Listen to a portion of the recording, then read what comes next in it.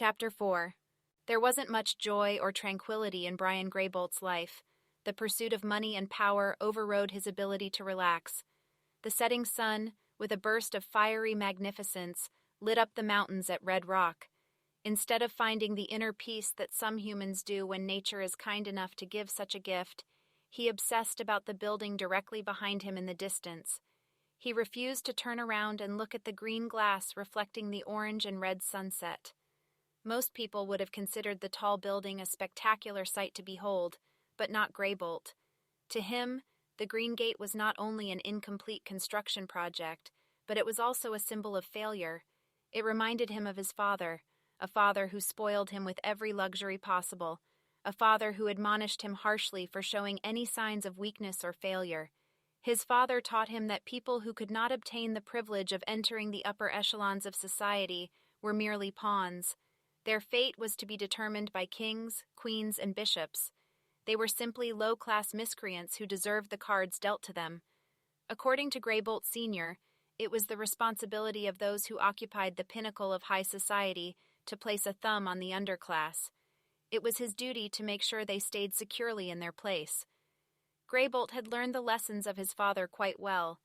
He was a master at conning, cheating, and manipulating people who had the misfortune of dealing with him. He had no tolerance for the common man, those people who spend a lifetime working hard to support a family. However, he found the daughters of the common man quite intriguing. Greybolt appreciated how wealth and power gave him a license to indulge in sexual activities that most people would consider disgusting. He knew he could grab what he wanted, fulfill his craven needs, and then discard women with ease when he finished. Liza Lang knocked lightly on Greybolt's office door. Every day at sunset, her boss expected to have a glass of wine ready for him. Cautiously, she entered the office, knowing that if the wine she had chosen did not meet expectations, it might very well be spat back in her face. Greybolt gulped the 2011 Pinot. He nodded approvingly. Liza let out a slight sigh of relief. Liza had ordered the wine from a small winery in Oregon's Umpqua Valley. She previously had luck with other wines from that region, but on any day, Greybolt's taste in wine could change. She found that out the hard way. Shortly after being hired, Greybolt complimented her on a French Bordeaux that she had gone to a lot of trouble to find. 2 weeks later, she gave him the same blend, and he threw the glass at her. Even though Greybolt enjoyed the wine, Liza could tell by the dark expression on his face that at any moment he could explode. She knew that after a rant or tantrum, other unpleasant behaviors would follow, most of them directed at her. In an attempt to change the course of her boss's foul mood, she smiled and said, "The LV Tower looks spectacular. Nobody could have built it better." Greybolt didn't react to her compliment. He held out his glass. Liza refilled it. "Get the hell out of here," he barked, "and tell Rizzer to get his ass in here." Rizzer was one of the few people who worked for Brian Greybolt that enjoyed his employment. He didn't mind taking a little shit from his boss once in a while.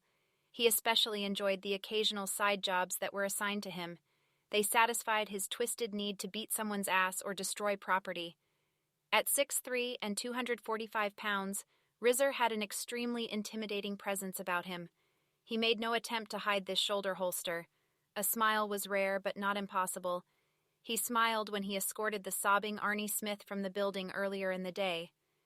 Rizzer sat down on a brown leather couch and waited. He could tell that Greybolt was in one of his moods. After sitting for over 10 minutes, he decided to find out what was going on. "So, boss, why are we—" "Stand up and shut up," Greybolt yelled from across the office. Instead of punching Greybolt in the face, like he would have done to any other man that spoke to him in that tone of voice, Rizzer jumped to his feet, looking as if he might salute the old man wearing the blue Brioni squared suit. Greybolt headed for the door. He twirled his index finger in the air and pointed to the ceiling, a gesture Rizzer knew well. He quickly called for a standby helicopter.